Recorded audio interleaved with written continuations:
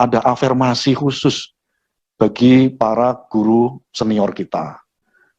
Mulai dari aspek umur, pengabdian, dan seterusnya.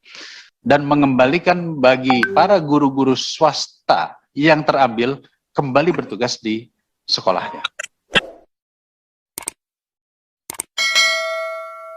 Sebagaimana statement bersama yang sudah kami terima dari seluruh penyelenggara pendidikan yang hadir pada kesempatan siang hari ini, yaitu tentang evaluasi seleksi guru ASN P3K tahun 2021.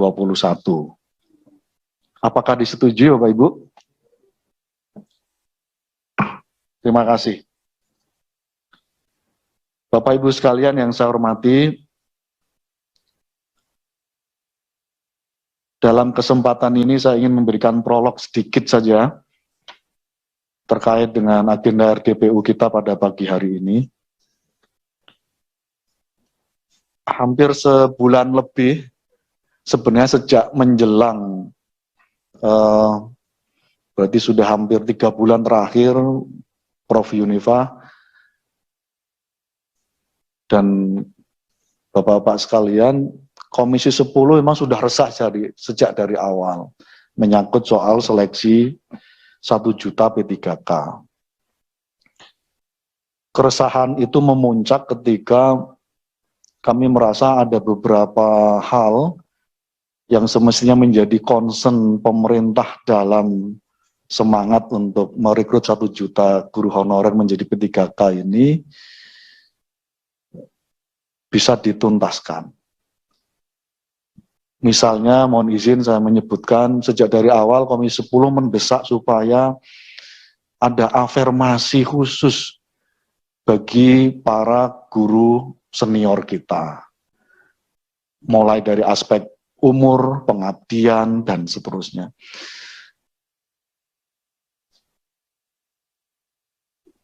Sampai pada tahap akan diumumkan, pada tahap 1 rekrutmen itu, tanda-tandanya belum kami dapat. Sampai waktu itu kami meminta ditunda pengumumannya. Hampir 2 minggu Pak Fikri waktu itu kalau tidak salah, karena kami tetap meminta supaya harus ada afirmasi, tambahan nilai. Karena faktor kriteria umur dan kriteria pengabdian. Alhamdulillah, walaupun ini sifatnya tambal sulam, Bapak Ibu sekalian. Nah, saya termasuk yang meyakini kalau kebijakan itu sejak dari awal sudah tambal sulam, pasti ada masalah.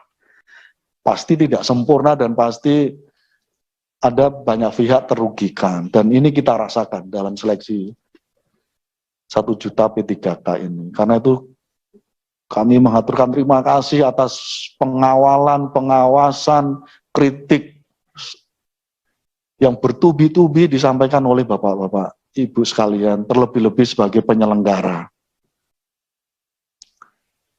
Alhamdulillah rekrutmen tahap 1 yang tadinya hanya 93.000 yang akan diloloskan, karena kita minta ditunda, dilakukan perbaikan, akhirnya lolos 173.000. Angka yang cukup tinggi naiknya karena ada sistem yang dirubah. Nah, singkat cerita, pada tahap 2, jujur Bapak Ibu sekalian, ketika Kemendikbud merubah skema rekrutmennya, salah satunya misalnya memberikan afirmasi 500%, 500 poin terhadap guru-guru yang sudah bersertifikat dan seterusnya, terus belum juga memberikan kenaikan afirmasi kepada guru-guru senior, saya menyebutnya kurang ramah terhadap guru-guru senior, belum dilakukan.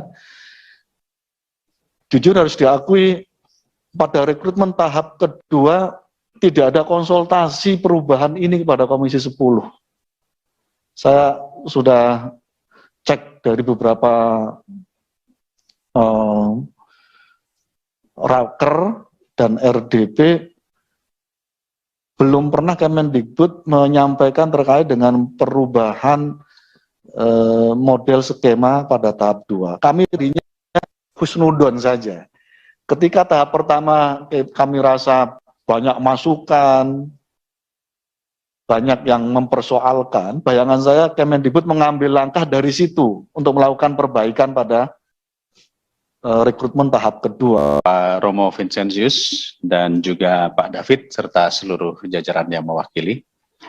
Saya pikir ini adalah sebuah momentum yang sangat baik sekali. Berawal ketika kami di Komisi 10 ini setiap hari mendengarkan keluhan dari para guru, dan kita juga bingung, ini kira-kira bagaimana caranya kita mencari titik temunya, karena mayoritas kami ini bukan pendidik langsung. Oleh karena itu saya teringat bulan Desember meminta Prof. Uni, Prof, saya bilang tolong kalau bisa berikan kami rekomendasi dari para organisasi atau lembaga-lembaga pendidikan untuk mengevaluasi seleksi P3K ini. Dan alhamdulillah Prof. Uni bisa bersama-sama dengan aliansi, akhirnya hari ini kita bisa berjumpa, dan ini akan menjadi bahan yang amat kuat bagi kami untuk mengevaluasi sebuah kebijakan. Saya yakin kawan-kawan semua juga sepakat dengan apa yang sudah disampaikan Bapak-Bapak semua ya, tadi Bapak dan Ibu. Saya memberikan catatan-catatan sedikit saja. Yang pertama adalah memang ini benar, kalau tadi Kiai Mujib sudah memberikan rekomendasi dari Golkar, katanya bukan hanya pintar tapi memerlukan pengalaman ya.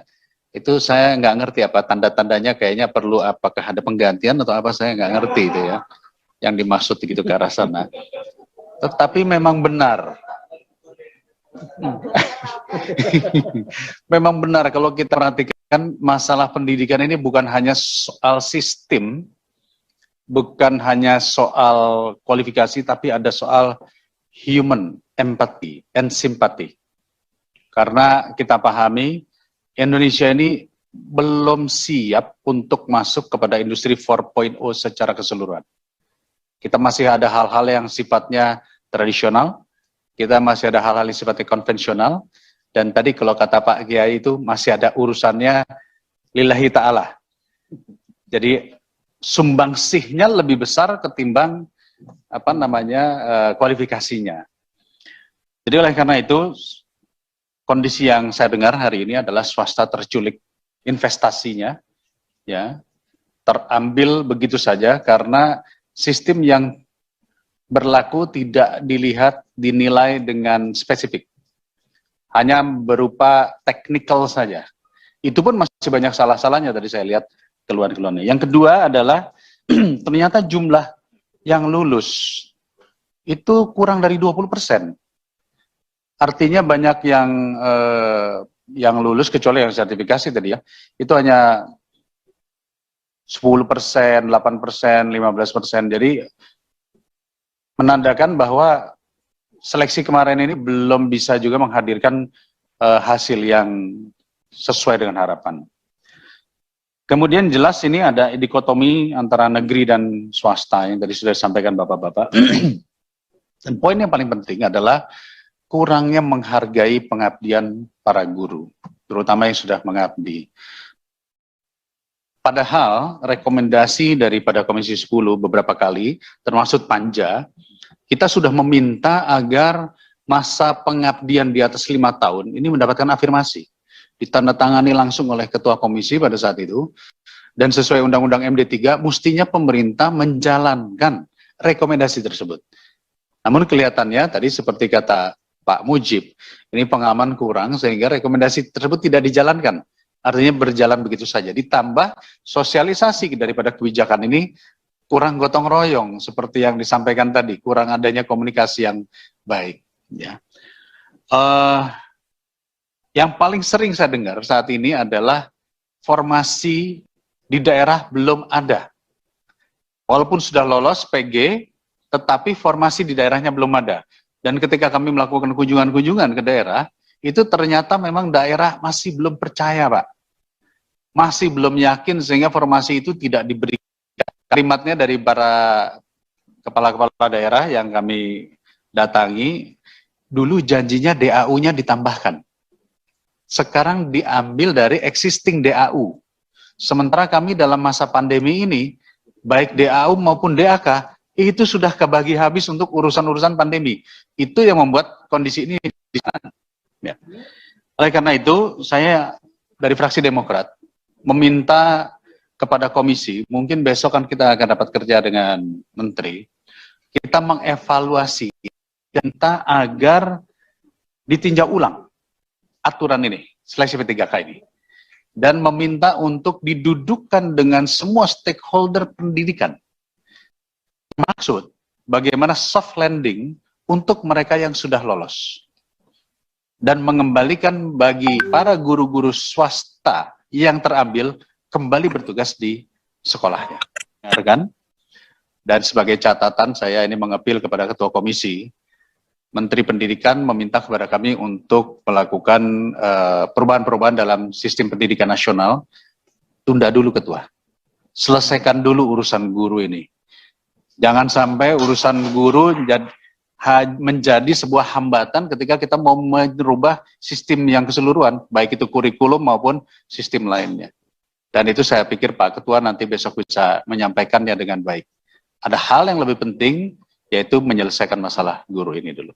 Demikian Pak Ketua, terima kasih banyak atas kesempatannya. Saya kembalikan pada Ketua. Bila itu Taufiq Walhidayah, Assalamualaikum warahmatullahi wabarakatuh. Waalaikumsalam. Matur nuwun Kang Dede.